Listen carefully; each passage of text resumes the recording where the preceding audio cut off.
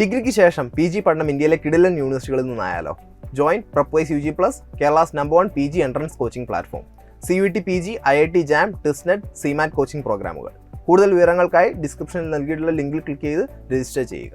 Hi all, welcome to Prepwise UG+. Prepwise UG+ലേക്ക് ഏവർക്കും സ്വാഗതം. CUET PG 2023 application portal open ആയിട്ടുണ്ട് എന്നുള്ള വിവരം നിങ്ങൾ അറിഞ്ഞിട്ടുണ്ടാവും. ഇൻഫർമേഷൻ ബുള്ളറ്റിന് അവൈലബിൾ ആണ്. അങ്ങനെ ഇൻഫർമേഷൻ ബുള്ളറ്റിലൂടെ പോയപ്പോഴാണ് നമ്മൾ കുറച്ച് വ്യത്യാസങ്ങൾ മനസ്സിലാക്കുന്നത്. CUET PG 2022 തട്ടിച്ചു നോക്കുമ്പോൾ CUET PG 2023 കുറച്ച് കാര്യമായിട്ടുള്ള വ്യത്യാസങ്ങൾ തന്നെ വന്നിട്ടുണ്ട്. അതിൽ ഏറ്റവും പ്രധാനപ്പെട്ട ഒരു 5 വ്യത്യാസങ്ങളായിരിക്കും ഈ ഒരു സെഷനിൽ നമ്മൾ ഡിസ്കസ് ചെയ്യുക. എത്ര പെട്ടെന്ന് ഡിസ്കസ് ചെയ്ത് കഴിയാൻ പറ്റുമോ അത്രയും പെട്ടെന്ന് നമ്മൾ ഡിസ്കസ് ചെയ്യുന്നതായിരിക്കും. സോ ഇതുപോലത്തെ സെഷൻസ് എല്ലാം ലഭിക്കുന്നതിനായിട്ട് ചാനൽ സബ്സ്ക്രൈബ് ചെയ്യാൻ മറക്കാതിരിക്കുക, ബെല്ലൈക്കൺ അമർത്തുക, സെഷൻ ഇഷ്ടപ്പെട്ടു കഴിഞ്ഞാൽ ലൈക്ക് ചെയ്യാനും മറക്കാതിരിക്കുക. അപ്പൊ നമുക്ക് ഒട്ടും സമയം കളയാതെ കാര്യത്തിലേക്ക് കിടക്കാം. എന്തൊക്കെയാണ് പ്രധാനപ്പെട്ട വ്യത്യാസങ്ങൾ? കഴിഞ്ഞ വർഷത്തെ എല്ലാം തന്നെ വീഡിയോസ് എല്ലാം കണ്ടിട്ട് അപ്ലൈ ചെയ്യാനോ അല്ലെങ്കിൽ ഏതെങ്കിലും രീതിയിൽ പ്രിപ്പയർ ചെയ്യാനോ ഇരിക്കുകയാണെങ്കിൽ പലപ്പോഴും അത് ബുദ്ധിമുട്ടായേക്കാം. അതുകൊണ്ട് അങ്ങനെ ബുദ്ധിമുട്ടുണ്ടാവാതിരിക്കുന്നതിനായിട്ട് ഈ സെഷൻ എന്തായാലും കാണുക. വളരെ പെട്ടെന്ന് നമ്മൾ ഈ ഒരു സെഷൻ എൻഡ് ചെയ്യുന്നതായിരിക്കും. So stay tuned. നമുക്ക് എത്രയും പെട്ടെന്ന് കാര്യത്തിലേക്ക് കടക്കാം. ആദ്യത്തെ മാറ്റം എന്ന് പറയുന്നത് മറ്റൊന്നുമല്ല, നമ്മുടെ ആപ്ലിക്കേഷൻ ഫീസിൽ കാര്യമായിട്ടുള്ള ഒരു മാറ്റം വന്നിട്ടുണ്ട്. കഴിഞ്ഞ വട്ടം ജനറൽ കാറ്റഗറിയിലെ ഒരു വിദ്യാർത്ഥി പേ ചെയ്യേണ്ടിയിരുന്നത് ഏകദേശം 800 rupees ആണ് 3 പേപ്പർ എഴുതുന്നതിനായിട്ട്. സോ CUET PG 2022 800 ആയിരുന്നത് ഈ വട്ടം 1000 ആയിട്ടുണ്ട്. അതുപോലെ OBC NCL ജനറൽ EWS കാറ്റഗറിയിൽ വരുന്ന വിദ്യാർത്ഥികൾ പേ ചെയ്യേണ്ടിരുന്നത് 600 rupees ആണ്, അത് 800 ആയിട്ടുണ്ട്. Similarly SC ST third gender കാറ്റഗറിയിൽ PWBD കാറ്റഗറിയിൽ എല്ലാം തന്നെ വരുന്ന വിദ്യാർത്ഥികൾ ഏകദേശം 500 to 550 rupees എല്ലാം ആയിരുന്നു പേ ചെയ്യേണ്ടിരുന്നത്. ബട്ട് ഈ വട്ടം എല്ലാത്തിലും ഒരു 200 രൂപയെങ്കിലും മിനിമം കൂടുന്നുണ്ട് എന്നുള്ളത് നോട്ട് ചെയ്യേണ്ടതുണ്ട്. സോ ഫീയിൽ CUET PG 2022 23 തമ്മിൽ നല്ല വ്യത്യാസമുണ്ട്. അതാണ് ഒന്നാമത്തെ വ്യത്യാസം. ഈ രണ്ടാമത്തെ എന്ന് പറയുന്നത് മറ്റൊന്നുമല്ല, നമ്പർ ഓഫ് യൂണിവേഴ്സിറ്റീസ് അല്ലെ നമ്പർ ഓഫ് പാർട്ടിസിപ്പേറ്റിംഗ് യൂണിവേഴ്സിറ്റീസ്. കഴിഞ്ഞ വട്ടം CUET കഴിയുമ്പോൾ 66 യൂണിവേഴ്സിറ്റികളായിരുന്നു. അതിൽ തന്നെ 40+ സെൻട്രൽ യൂണിവേഴ്സിറ്റികളാണ്. ബാക്കിയുള്ള പ്രൈവറ്റ് ഡീംഡ് യൂണിവേഴ്സിറ്റികൾ മാത്രമാണ് CUET PG വഴി തങ്ങളുടെ സ്റ്റുഡൻസിനെ PG കോഴ്സുകളിലേക്ക് അഡ്മിറ്റ് ചെയ്യാൻ റെഡി ആയിരുന്നത്. ഈ വട്ടം തുടങ്ങുമ്പോൾ തന്നെ 142 യൂണിവേഴ്സിറ്റികൾ CUET PG വഴി സ്റ്റുഡൻസിനെ എടുക്കാൻ തയ്യാറായി മുന്നോട്ട് വന്നിട്ടുണ്ട്. ഇതിൽ തന്നെ നോട്ടബിൾ യൂണിവേഴ്സിറ്റീസ് എന്ന് പറയുന്നത് പുതിയതായിട്ട് വന്ന ഡൽഹി യൂണിവേഴ്സിറ്റി കഴിഞ്ഞ വട്ടം DUET നടത്തിയായിരുന്നു സ്റ്റുഡൻസിനെ എടുത്തിരുന്നത്. ഈ വട്ടം തൊട്ട് ഡൽഹി യൂണിവേഴ്സിറ്റി CUET PGയുടെ മാർക്കാണ് കൺസിഡർ ചെയ്യുന്നത്. ജാമിയ മിലിയ ഇസ്ലാമിയയിലെ ഒരുപാട് കോഴ്സുകൾ, ഡൽഹി ടെക്നോളജിക്കൽ യൂണിവേഴ്സിറ്റി, അതുപോലെ NIT ട്രിച്ചിയുടെ ഒരു കോഴ്സ് ആണുള്ള ഇംഗ്ലീഷിൽ വരുന്ന ഒരു കോഴ്സ് ആണ്. എങ്കിൽ പോലും NIT പോലുള്ള സ്ഥാപനങ്ങളും ഇതുപോലെ പുതിയൊരു പരീക്ഷയുടെ ഭാഗമായി വിദ്യാർത്ഥികൾ എടുക്കാൻ തീരുമാനിച്ചിരിക്കുന്നത് വലിയൊരു മാറ്റം തന്നെയാണ്. കഴിഞ്ഞ വട്ടം ഞാൻ പറഞ്ഞു 66 നിന്ന് ഈവൻ അതിൽ ഇരട്ടിയിലും അധികമായിട്ടാണ് 142 യൂണിവേഴ്സിറ്റികൾ ആസ് ഓഫ് നൗ വന്നിരിക്കുന്നത്. ഇനിയും ഇതിൽ നമ്പർ കൂടുന്നുള്ള കാര്യത്തിൽ സംശയമൊന്നും തന്നെയില്ല. കഴിഞ്ഞ വട്ടത്തെ ട്രെൻഡ് നോക്കുകയാണെങ്കിൽ തുടങ്ങിയപ്പോൾ 10-40 യൂണിവേഴ്സിറ്റികൾ മാത്രമായിരുന്നു. അതാണ് 66 എത്തിയത്. ഇപ്പോൾ തുടങ്ങുമ്പോൾ 142 ഉണ്ടെങ്കിൽ ഇനി അത് എത്രയിലേക്ക് എത്തുമെന്നുള്ളത് കാണണം. സോ 2 വർഷത്തെയും പരീക്ഷകൾ എടുക്കുകയാണെങ്കിൽ ഇത് വളരെ വലിയൊരു വ്യത്യാസം തന്നെയാണ് കൊണ്ടുവരുന്നത്. മൂന്നാമത്തത് നിങ്ങളെ പരീക്ഷയെ വല്ലാതെ ബാധിക്കാൻ പോകുന്നത്, മറ്റേത് അഡ്മിഷൻ സംബന്ധിച്ചുള്ള കാര്യമാണ്, അപ്ലിക്കേഷൻ സംബന്ധിച്ചുള്ള കാര്യമാണ്. പക്ഷെ നിങ്ങളുടെ പരീക്ഷ ഏറ്റവും കൂടുതൽ സാരമായി ബാധിക്കാൻ പോകുന്ന ഒരു മാറ്റമാണിത്. നിങ്ങൾ ഇതിൽ അപ്ഡേറ്റഡ് അല്ല എന്നുണ്ടെങ്കിൽ നിങ്ങൾ നോക്കിയാൽ മെറ്റീരിയൽസ് കിട്ടില്ല. നിങ്ങൾക്ക് പ്രിപ്പയർ ചെയ്യുമ്പോൾ അതിൻ്റെതായിട്ടുള്ള ബുദ്ധിമുട്ടുകളെല്ലാം തന്നെ ഉണ്ടാവുകയും ചെയ്യും. നിങ്ങൾ അപ്ലൈ ചെയ്യുമ്പോൾ ഒരുപക്ഷെ നിങ്ങൾക്ക് വളരെ വലിയ മിസ്റ്റേക്ക് എല്ലാം പറ്റിയേക്കാം. സോ അതുകൊണ്ട് ഈ കാര്യം കൃത്യമായി ശ്രദ്ധിക്കുക. കഴിഞ്ഞ വട്ടം വരെ PGQP എന്ന കോഡിലാണ് ഓരോ വിഷയങ്ങളും വന്നുകൊണ്ടിരുന്നത്.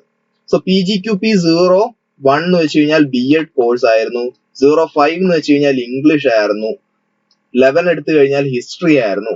ഇങ്ങനെയായിരുന്നു കോഡുകൾ പോയിരുന്നത്. PGQP 01 to PGQP 78 വരെ വിവിധ കോഡുകളിലായിട്ട് വിവിധ വിഷയങ്ങളായിരുന്നു നമ്മൾ പഠിക്കാനായിട്ടും അതുപോലെ അപ്ലൈ ചെയ്യുമ്പോഴും ഒക്കെ തന്നെ നമ്മൾ യൂസ് ചെയ്തിരുന്ന ഈ ഒരു പേപ്പർ കോഡുകളായിരുന്നു. അതിൽ കാര്യമായിട്ടുള്ള മാറ്റം തന്നെ വന്നിട്ടുണ്ട്. ഈ വട്ടം സെക്ഷൻ തിരിച്ചാണ് ഓരോ കോഡുകളും വന്നിട്ടുള്ളത്. ആസ് ഇൻ നിങ്ങൾക്ക് ഇവിടെ കാണാം, കോമൺ സബ്ജക്ട്സ് എന്ന് പറഞ്ഞിട്ട് CO എന്ന കോഡാണ് വരിക. COQP 08 എന്ന് വെച്ച് കഴിഞ്ഞാൽ കൊമേഴ്സ് ആണ്. MCOMനെല്ലാം തന്നെ ഏറ്റവും കൂടുതൽ യൂണിവേഴ്സിറ്റികൾ എഴുതാൻ ആവശ്യപ്പെടുന്നത് COQP 08 പേപ്പർ കോഡാണ്. SC സയൻസ് എന്ന് വെച്ച് കഴിഞ്ഞാൽ SCQP എന്ന പേരിലാണ് കോഡുകൾ വരിക. SCQP 01 തൊട്ട് SCQP 30 വരെ 30 വരെ നിങ്ങൾക്ക് പേപ്പറുകൾ കാണാൻ സാധിക്കും. ഹ്യൂമാനിറ്റീസിന് കീഴിൽ വരുന്ന കോഴ്സുകൾ HUQP എന്ന പേരിലാണ് നമുക്ക് അപ്ലൈ ചെയ്യേണ്ടി വരിക. HUQP 01 ആണ് ഇപ്പോൾ ഹിസ്റ്ററി. ലാംഗ്വേജിന് കീഴിൽ വരുന്ന 41 വരുന്ന കോഴ്സുകൾ LAQP എന്ന കോഡിലാണ് അറിയപ്പെടുക. എംടെക്കിന് കീഴിൽ വരുന്ന കോഴ്സുകൾ MTQP എന്ന പേരിലാണ് അറിയുക. അതുപോലെ ആചാര്യക്ക് കീഴിൽ, ആചാര്യ എന്ന് വെച്ച് കഴിഞ്ഞാൽ സംസ്കൃതത്തിൽ മാത്രമുള്ള കുറെ കോഴ്സുകൾ വരുന്നുണ്ട്, അതിൽ ACQP എന്നാണ് വരിക. സോ ഇതിന്റെ ഒരു എക്സാമ്പിൾ ഞാൻ കാണിച്ചു തരാം. ഈ കാണുന്നത് കോമൺ കോഴ്സുകളാണ്. സോ പുതിയ ക്വസ്റ്റ്യൻ പേപ്പർ കോഡാണ്. അതിൽ തന്നെ COQP 08 കൊമേഴ്സ് കാണാൻ സാധിക്കുന്നുണ്ട്. മുമ്പ് PGQP 37 ആയിരുന്നു കൊമേഴ്സിന്റെ കോഡ്, പക്ഷെ ഇനി മുതൽ COQP 08 ആണ് കൊമേഴ്സിന്റെ കോഡ്. അതുപോലെ ഇവിടെ നിങ്ങൾക്ക് കാണാം എക്കണോമിക്സിന്റെ കോഡ് PGQP 44 ആയിരുന്നു. നിലവിൽ COQP 10 എക്കണോമിക്സ് വരുന്നത്. അപ്പൊ ഇതുപോലെ വലിയ വ്യത്യാസം തന്നെ ആ കാര്യത്തിൽ വന്നിട്ടുണ്ട്. അപ്പൊ നിങ്ങൾ മെറ്റീരിയൽ നോക്കുമ്പോഴും അതുപോലെ മറ്റു കാര്യങ്ങളിലേക്ക് പോകുമ്പോഴും എല്ലാം തന്നെ ഇതിലൊരു ബുദ്ധിമുട്ട് അനുഭവപ്പെട്ടേക്കാം. സോ ഇത് കൃത്യമായി മനസ്സിലാക്കുക. നിങ്ങൾക്ക് ഈ വിവരങ്ങളെല്ലാം തന്നെ ഞാനിപ്പോ കാണിച്ചത് ഇൻഫർമേഷൻ ബുള്ളറ്റിൻ ആണ്, അവിടെ നിന്ന് ലഭിക്കും. സോ പേപ്പർ കോഡിലുള്ള വ്യത്യാസം നിങ്ങളുടെ പരീക്ഷയെ സാരമായി ബാധിക്കാൻ പോകുന്ന ഒന്നാണ്. സോ ഈ പറഞ്ഞ ആദ്യ ഇനീഷ്യൽ ഡേയ്സിലെല്ലാം തന്നെ ഏറ്റവും കൂടുതൽ നിങ്ങൾ ഈ പേപ്പർ കോഡുകൾ ഒന്ന് ക്ലിയർ ആക്കാൻ ശ്രമിക്കുക. കാരണം മൾട്ടിപ്പിൾ പേപ്പറുകൾ ഇപ്പം ബയോകെമിസ്ട്രിക്ക് എടുത്തു കഴിഞ്ഞാൽ SCQP 05 ബയോകെമിസ്ട്രി വരുന്നുണ്ട്, SCQP 17 ബയോകെമിസ്ട്രി വരുന്നുണ്ട്. ഒരു സ്റ്റുഡന്റ് പറഞ്ഞതാണ്. അപ്പം ഈ പറഞ്ഞ കാര്യങ്ങൾ നമ്മൾ നോക്കുമ്പോൾ വളരെ കറക്റ്റ് ആണ്. അങ്ങനെയുള്ള സാഹചര്യങ്ങളിൽ നിങ്ങൾ SCQP 05 മാത്രം അപ്ലൈ ചെയ്ത് കഴിഞ്ഞാൽ SCQP 17 വഴി സ്റ്റുഡൻസിനെ എടുക്കുന്ന ബയോകെമിസ്ട്രി കോഴ്സിലേക്ക് സ്റ്റുഡൻസിനെ എടുക്കുന്ന യൂണിവേഴ്സിറ്റികളിൽ നിങ്ങൾക്ക് അപ്ലൈ ചെയ്യാൻ സാധിക്കാതെ വരും. അതുകൊണ്ട് കോഡുകൾ കൃത്യമായിട്ട് നിങ്ങളുടെ വിഷയങ്ങൾ എവിടേക്കുണ്ട്, സയൻസ് വിഷയങ്ങളാണെങ്കിൽ നിങ്ങൾ സയൻസിലെ 30 കോഡുകൾ മാത്രം നോക്കിയാൽ മതി. നിങ്ങൾക്ക് താല്പര്യമുള്ള വിഷയം ഏതൊക്കെ വരുന്നുണ്ടോ അതെല്ലാം തന്നെ എക്സാം അല്ലെങ്കിൽ ആ വരുന്ന ടെസ്റ്റ് എല്ലാം തന്നെ എഴുതാൻ ശ്രമിക്കുക. അതാണ് ഇവിടെ ഏറ്റവും ശ്രദ്ധിക്കേണ്ടത്. നിങ്ങളുടെ എക്സാമിനെ കാര്യമായിട്ട് ബാധിക്കുന്ന ഒരു മാറ്റമായിട്ട് എനിക്ക് പറയാനുള്ളത്. ഇനി അടുത്ത ചോയ്സ് ഓഫ് സിറ്റീസ് ആണ്. ഈ വട്ടം നിങ്ങൾക്ക് വെറും 2 സിറ്റിയെ ചോയ്സ് ആയിട്ട് കൊടുക്കാൻ സാധിക്കുകയുള്ളൂ. ഇൻ എ വേ അത് നല്ലൊരു കാര്യം കൂടിയാണ്. ഓക്കെ, ബിക്കോസ് നിങ്ങളുടെ പ്രസന്റ് അല്ലെങ്കിൽ പെർമനന്റ് അഡ്രസ്, നിലവിൽ നിങ്ങൾ ഇപ്പം ഹോസ്റ്റലിലൊക്കെ ആണെങ്കിൽ ആ ഹോസ്റ്റലിന്റെ സ്റ്റേറ്റ് ഏതാണോ അവിടെ എവിടെയെങ്കിലും ഒക്കെയുള്ള സെന്റേഴ്സും നിങ്ങളുടെ വീടിന്റെ അഡ്രസ് ഏതാണോ അവിടെ അടുത്തുള്ള സെന്റേഴ്സുമാണ് നിങ്ങൾക്ക് കൊടുക്കാൻ സാധിക്കുക.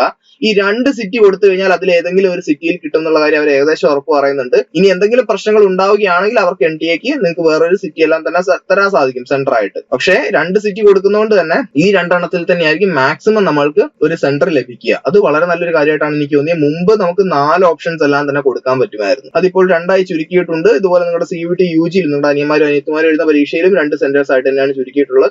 മോർ എക്സാം സെന്റേഴ്സ് അവര് സ്റ്റാർട്ട് ചെയ്യുന്നു പറഞ്ഞിരുന്നു, അല്ലെങ്കിൽ മോർ എക്സാം സെന്റേഴ്സിലായിട്ട് എക്സാം നടത്തുമെന്ന് പറഞ്ഞിരുന്നു. അത് പാലിക്കുന്നതാണ് നമുക്ക് കാണാൻ സാധിക്കുന്നത്. സോ എങ്ങനെയാണെങ്കിൽ ഈ 2 സിറ്റി ആക്കിയത് ആക്ച്വലി നല്ലൊരു തീരുമാനമാണ്. ഹോപ്പ്ഫുള്ളി എല്ലാവർക്കും ആ 2 സിറ്റിയിൽ തന്നെ എക്സാം സെന്റർ വരുമെന്നുള്ളത് നമുക്ക് കരുതാം. ഇനി പ്രധാനപ്പെട്ട ഒരു മാറ്റമാണ് നമ്പർ ഓഫ് സബ്ജക്ട് ചോയ്സസ്. എത്രത്തോളം വിഷയങ്ങൾ എടുക്കാൻ പറ്റും, ഇത് ആക്ച്വലി ഒരു ചോദ്യചിഹ്നമാണ്.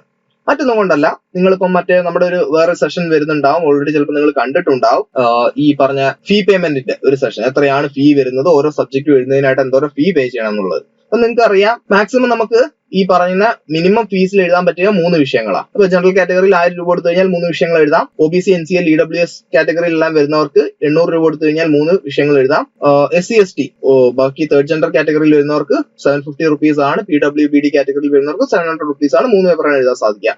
അധികം വരുന്ന പേപ്പറിന് ജനറൽ കാറ്റഗറിക്ക് 500 റുപ്പീസ് ഈച്ച് പേപ്പറും ബാക്കി എല്ലാവർക്കും 400 റുപ്പീസ് ആണ് എക്സ്ട്രാ കൊടുക്കേണ്ടി വരുന്നത്. പക്ഷെ അത് പറയുന്ന സാഹചര്യത്തിൽ ഇൻഫർമേഷൻ ബുള്ളറ്റിൽ കൊടുത്തിരിക്കുന്ന ഒരു കാര്യം, 3 സബ്ജക്ട്സ് നമുക്ക് ഈ പറഞ്ഞ ഫീസിൽ എഴുതാം. ബാക്കിയുള്ള 7 സബ്ജക്ട്സ് ആണ് മാക്സിമം നമുക്ക് എക്സ്ട്രാ എമൗണ്ട് കൊടുത്ത് എഴുതാൻ പറ്റുക എന്ന് അവിടെ പറഞ്ഞിട്ടുണ്ട്. വിച്ച് മീൻസ് അങ്ങനെ നോക്കുകയാണെങ്കിൽ നമുക്ക് മാക്സിമം എഴുതാൻ പറ്റുന്ന പേപ്പറിന്റെ എണ്ണം 10 ആണ്. ഓക്കെ, 10 സബ്ജക്ടിന്റെ വരെ പേപ്പേഴ്സ് ടെസ്റ്റ് നമുക്ക് എടുക്കാൻ പറ്റുകയുള്ളൂ ആ പറഞ്ഞത് പ്രകാരം. പക്ഷെ ഇവിടെ കൃത്യമായിട്ട് പറയുന്നുണ്ട്, candidate can choose a maximum of 20 test paper codes this academic year എന്ന്. സോ ഇതിൽ ഏത് വിശ്വസിക്കണം എന്നുള്ളത് നമുക്ക് അറിയില്ല. ബട്ട് എങ്ങനെയാണെങ്കിലും കഴിഞ്ഞ വട്ടം ഇത് ഉണ്ടായിരുന്നില്ല. സോ കഴിഞ്ഞ വട്ടം ഇങ്ങനെ ഒരു നിബന്ധനയോ അല്ലെങ്കിൽ ഇങ്ങനെ ഒരു ലിമിറ്റോ ഒന്നും തന്നെ ഉണ്ടായിരുന്നില്ല. അങ്ങനെ ഒരു കാര്യം കൃത്യമായി പറഞ്ഞിട്ടുമില്ല. പക്ഷെ ഈ വട്ടം ഈ പറഞ്ഞ പോലെ ഫീസിന്റെ കാര്യത്തിൽ ഇങ്ങനെ 7 സബ്ജക്ട്സിന് ഈ അധികം ഫീ പേ ചെയ്ത് നമുക്ക് എഴുതാമെന്ന് പറയുന്നുണ്ട്. അപ്പൊ നിങ്ങൾ ഓൾറെഡി എഴുതുന്നതും കൂടെ കൂട്ടിക്കഴിഞ്ഞാൽ 10 സബ്ജക്ട് ആണ് വരിക. പക്ഷെ ഇവിടെ നമ്പർ ഓഫ് സബ്ജക്ട് ചോയ്സസിൽ 20 ടെസ്റ്റ് പേപ്പർ വരെ എടുക്കാമെന്ന് പറയുന്നുമുണ്ട്. ബട്ട് ഇതിൽ എക്സാമിനെ കാര്യമായിട്ട് ബാധിക്കാൻ പോകുന്നില്ല. നിങ്ങൾ ഈ 10 പേപ്പറിൽ കൂടുതലൊന്നും എനിക്ക് തോന്നുന്നില്ല ഒരു PG പരീക്ഷയ്ക്ക് എഴുതുമെന്നുള്ളത്. സോ മാക്സിമം എന്തായാലും 10 വരെ നമുക്ക് എഴുതാൻ സാധിക്കും. അത് ആക്ച്വലി ഗുഡ് ന്യൂസ് ആണ്. ഈ 10 വരെ എഴുതാൻ സാധിക്കും എന്ന് പറയുമ്പോൾ അതിൽ എത്ര എണ്ണം എഴുതണം എന്നുള്ളത് നിങ്ങൾക്ക് തീരുമാനിക്കാം. കാരണം ഓരോ അധിക പേപ്പറിനും ഞാൻ പറഞ്ഞു, ജനറൽ കാറ്റഗറി ആണെങ്കിൽ 500 റുപ്പീസ് നിങ്ങൾ പേ ചെയ്യണം. മറ്റേത് കാറ്റഗറി ആണെങ്കിലും 400 റുപ്പീസ് നിങ്ങൾ പേ ചെയ്യണം. സോ നിങ്ങൾക്ക് അത്രയും ഇഷ്ടമുള്ള, നിങ്ങൾ അത്രയും പ്രിപ്പയർഡ് ആയിട്ടുള്ള വിഷയങ്ങൾ എഴുതുന്നതായിരിക്കും ഏറ്റവും ബെറ്റർ. ഓക്കെ, സോ ഇവിടെ ഈ പറഞ്ഞ ക്വസ്റ്റ്യനിലൊന്നും മാറ്റം ഉണ്ടാകാൻ പോകുന്നില്ല. 100 ചോദ്യങ്ങൾ, ശരിയുത്തരത്തിന് 4 മാർക്ക്, തെറ്റുത്തരത്തിന് -1, എല്ലാം തന്നെ മൾട്ടിപ്പിൾ ചോയ്സ് ക്വസ്റ്റ്യൻസ് ആയിരിക്കും. അതിലൊന്നും തന്നെ വ്യത്യാസമില്ല. പക്ഷെ എഴുതാൻ പറ്റുന്ന പേപ്പറുകളുടെ എണ്ണത്തിൽ ഇവിടെ ഒരു ലിമിറ്റ് കൊണ്ടുവന്നിട്ടുണ്ട്. അത് 10 ആയിക്കോട്ടെ 20 ആയിക്കോട്ടെ. സോ 10ൽ കൂടുതൽ പേപ്പർ എഴുതാൻ പറ്റുന്നവർ ഉണ്ടോ എന്നുള്ളത് നിങ്ങൾക്ക് അപ്ലൈ ചെയ്യുമ്പോൾ ശ്രദ്ധിക്കാവുന്നതാണ്. പക്ഷെ എനിക്ക് തോന്നുന്നില്ല, ഞാൻ പറഞ്ഞ പോലെ 10 പേപ്പറിൽ കൂടുതലൊന്നും ആരും തന്നെ എഴുതുമെന്നുള്ളത്. സോ എങ്ങനെയാണെങ്കിലും ഇതാണ് ഏറ്റവും പ്രധാനപ്പെട്ട 5 വ്യത്യാസങ്ങൾ ഇതിൽ നിങ്ങളെ ബാധിക്കുന്നത് തന്നെയാണ് എല്ലാം. പക്ഷെ ഈ പറഞ്ഞ ടെസ്റ്റ് പേപ്പർ കോഡ് മനസ്സിലാക്കുക.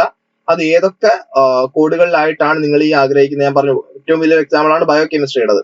കുറെ യൂണിവേഴ്സിറ്റികൾ, for example university of Hyderabad എല്ലാം തന്നെ ബയോ കെമിസ്ട്രിയിലേക്ക് SCQP 17 വെച്ചാണ് സ്റ്റുഡൻസിനെ എടുക്കുന്നത്. പക്ഷെ മറ്റു കുറെ യൂണിവേഴ്സിറ്റികൾ SCQP 05 വെച്ചാണ് ബയോ കെമിസ്ട്രിയിലേക്ക് സ്റ്റുഡൻസിനെ എടുക്കുന്നത്. അപ്പൊ അതുകൊണ്ട് തന്നെ എവിടെയൊക്കെയാണ് നിങ്ങളുടെ വിഷയങ്ങൾ ഉള്ളത് എന്നുള്ളത് നിങ്ങളുടെ സ്ട്രീം വൈസ് കൊടുത്തിട്ടുള്ളതുകൊണ്ട് തന്നെ കോമൺ കോഴ്സുകളിലാണോ പെടുന്നത്, ഹ്യൂമാനിറ്റീസിലാണോ പെടുന്നത്, സയൻസിലാണോ പെടുന്നത് ആദ്യം നോക്കുക. അതനുസരിച്ച് ആ പറഞ്ഞിരിക്കുന്ന വിഷയങ്ങളൊക്കെ തന്നെ കൃത്യമായിട്ട് മാപ്പ് ചെയ്തിട്ടുണ്ട്. സയൻസിൽ 30, ഹ്യൂമാനിറ്റീസിൽ 26, ലാംഗ്വേജിൽ 41 എന്നൊക്കെ പറഞ്ഞ് കൃത്യമായി കൊടുത്തിട്ടുണ്ട്. അപ്പൊ ആ കൊടുത്ത കാര്യങ്ങൾ വെച്ച് ആ ഒരു വിഷയങ്ങൾക്കുള്ളിൽ മാത്രം നിങ്ങൾ നോക്കിയാൽ മതിയോ, നിങ്ങൾക്ക് പെട്ടെന്ന് ഒരു ധാരണ കിട്ടും. സോ അങ്ങനെ നോക്കി അത് മനസ്സിലാക്കിയ ശേഷം വേണം നിങ്ങൾ അപ്ലൈ ചെയ്യുമ്പോൾ പേപ്പർ സെലക്ട് ചെയ്യാൻ. ബിക്കോസ് നിങ്ങൾ അതിൽ ഏതെങ്കിലും ഓപ്ഷൻ വിട്ടുപോയി കഴിഞ്ഞാൽ അവിടെയാണ് പ്രശ്നം വരിക. വിട്ടുപോയി കഴിഞ്ഞാൽ ആ യൂണിവേഴ്സിറ്റികളിലേക്ക് ബഞ്ചിങ് ലിസ്റ്റ് പോകുമ്പോൾ നിങ്ങൾക്ക് കാണാൻ സാധിക്കും. ബഞ്ചിങ് ലിസ്റ്റ് പോയാൽ ഏതൊക്കെ യൂണിവേഴ്സിറ്റികൾ ഏതൊക്കെ കോഡിലുള്ള പേപ്പേഴ്സ് ആണ്, അല്ലെങ്കിൽ ഏതൊക്കെ കോഡിലുള്ള ടെസ്റ്റുകൾ എടുത്താലാണ് നിങ്ങൾക്ക് അങ്ങോട്ട് അഡ്മിഷൻ എടുക്കാൻ സാധിക്കുക എന്നുള്ള അറിയാൻ സാധിക്കും. സോ ബഞ്ചിങ് ലിസ്റ്റ് നോക്കുമ്പോൾ കോഡ് നോക്കുക.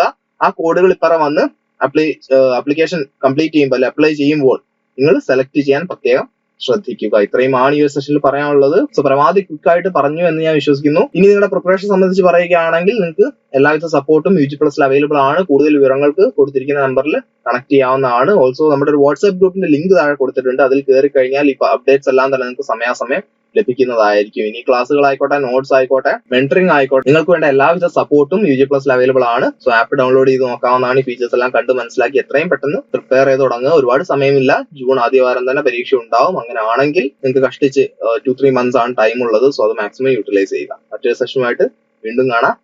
Peace out.